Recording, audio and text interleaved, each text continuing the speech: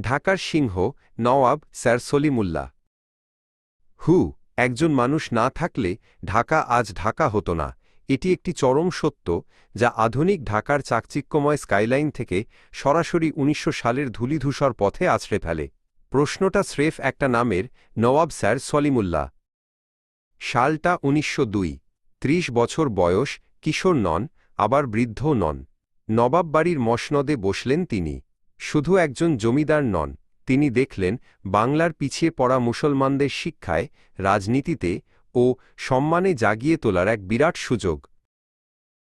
জমি। তখন ঢাকা মানে শুধু পুরান ঢাকা। ধানমন্ডি, রমনা, গুলশান, মিরপুর, বিস্তীর্ণ অনুন্নত ভূমি। কিন্তু সলিমুল্লাহর ম্যাপে তা ছিল ফাঁকা জমি নয়, তা ছিল ভবিষ্যৎ। তিনি মানুষের কল্যাণের জন্য মুক্তহস্তে দান করলেন। সেই দানকৃত জমিই হয়ে উঠল আজকের ঢাকা বিশ্ববিদ্যালয়ের অংশ, সরকারি অফিসের ভিত্তি আর আধুনিক ঢাকার মূল কাঠামো। একটা সই, আর তার ফলাফল পুরো এক শতাব্দীর ইতিহাস।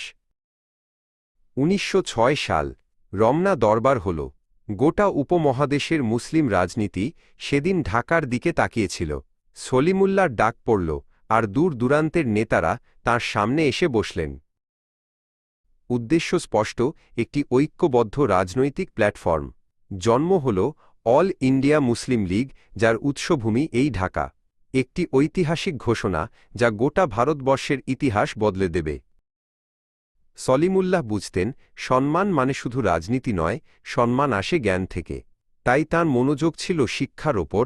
আলিয়া মাদ্রাসা, মোহসেনিয়া মাদ্রাসা, ডাকশন হলের সংস্কারে তাঁর নেতৃত্ব ছিল অবিচল। নথি বলছে, তার প্রস্তাব এবং অনুদান বাংলার শিক্ষা মানচিত্রে নতুন প্রাণ দিয়েছিল। তার অন্তরের গভীরে ছিল শুধু একটি আকাঙ্ক্ষা, পৃথিবীর সামনে বাঙালি মুসলমান মাথা উঁচু করে দাঁড়াবে। ১৯১৫। নীরবতা। সলিমুল্লাহর প্রয়াণে স্তব্ধ হয়ে গেল গোটা ঢাকা। মনে হল শহর যেন তার সিংহকে হারাল। কিন্তু তার কাজ তো থামল না। আজ যখন তুমি আধুনিক ঢাকা বিশ্ববিদ্যালয়ের করিডোরে হেঁটে যাও, রমনার সবুজ ঘাসে পা রাখো, কিংবা শাহবাগের মোড়ে দাঁড়াও, তখন তুমি সলিমুল্লাহরই উত্তরাধিকার দেখছ। ঢাকার শেকড়ে লুকিয়ে থাকা একটিমাত্র নাম, নওয়াব স্যার সলিমুল্লাহ, ঢাকার সিংহ।